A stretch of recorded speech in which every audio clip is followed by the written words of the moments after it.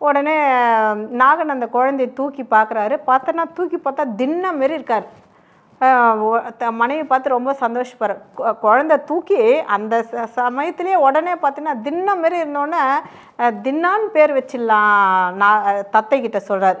உடனே அங்கே சுற்றி இருக்கிறவங்களாம் ஆமாம்மா நல்லா இருக்குது, பேர் நல்லா இருக்குன்னு ஒரு செகண்ட் எதுவும் யோசிக்கல, ஜாதகம் பார்க்கல, எதுவும் பார்க்கல.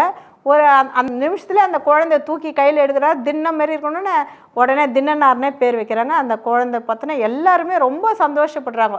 அந்த குழந்தை பிறந்த மகிழ்ச்சியை கொண்டாட பார்த்திங்கன்னா எல்லாருக்கும் தேனும் தினைமாவும் முயல் கறியும் மான் கறியும் ரொம்ப அந்த அந்த இடமே பார்த்தீங்கன்னா வேடுகுலமே ரொம்ப சந்தோஷத்தில் இருக்குது.